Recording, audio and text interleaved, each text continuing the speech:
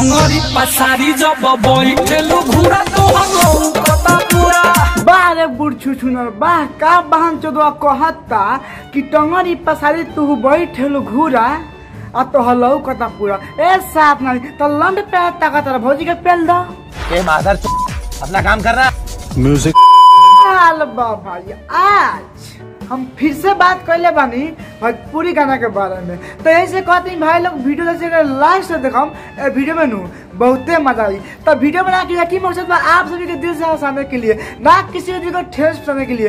तो बिना कोनो लाल सुन के नू आज के पहल स्टार्ट कर जाओ। लाग जाई माटी को मोझुक दी धुरा तो हम कता पूरा सार तो ना अगर गलती से कोनो धुरा झोंक दिनू तो कुछो ना होई। मालूम भौजी का करी ओकरा चाट के गिरा दी।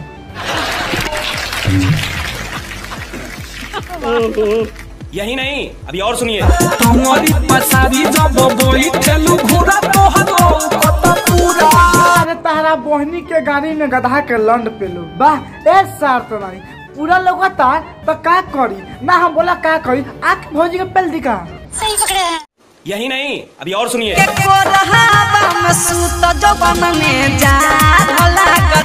अच्छा लेके कोरा में सूत जोबन में जार लगता। ए भौजी एगो काम ना कर जब तो जार लगता नु तो कोरा में ना हमरा नु बड़का बाबू जंगल में चल दो कसम से कह दनी ओ मनु तो जार ना लगी। सच में दादा ही रे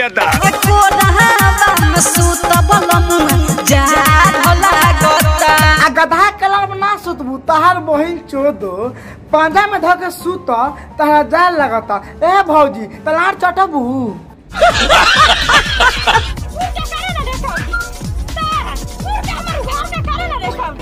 लहंगा के भीतर हवा मारे सहना सन हो।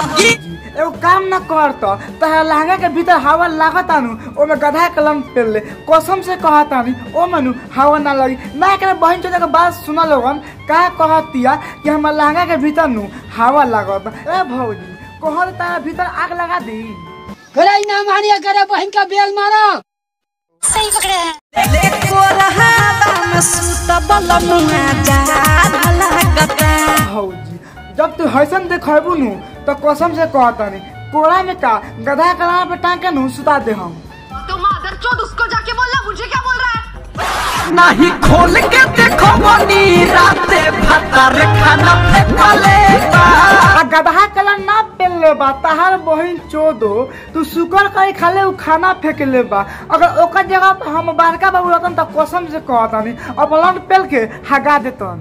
तो मादर चोद उसको जाके बोलना मुझे क्या बोल रहा है।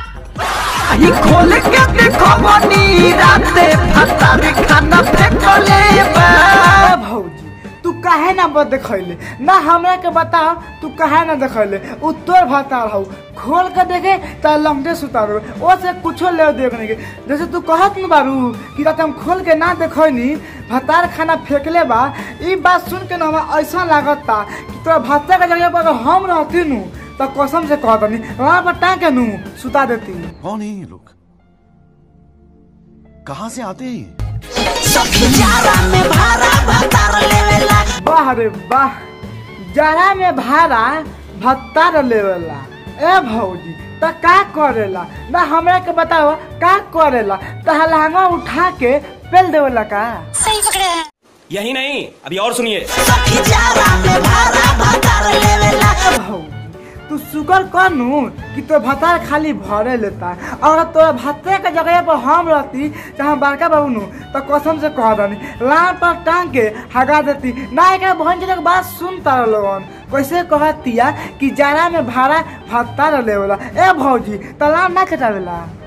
ए मादर अपना काम कर रहा म्यूजिक रुक ए भाई लोग ई भौजी नू ना मानी ई भौजी का मन बानू कि हमहू जाई हमहू भाड़ ले हम। ए भौजी तो पता नहीं के अगर हम चल आब नू तो कसम से कहता नहीं मालूम आगा पुगे तो हगू पाछा पुगे। ना मानिया करे बहन का बेल मारो। सही पकड़े हैं। तो बस भाई आज के वीडियो यही पर लगा। अगर वीडियो अच्छा लगल तो लाइक कर देम और शेयर कर देम और कमेंट करके बताएं कि वीडियो कैसा लगा। बाय।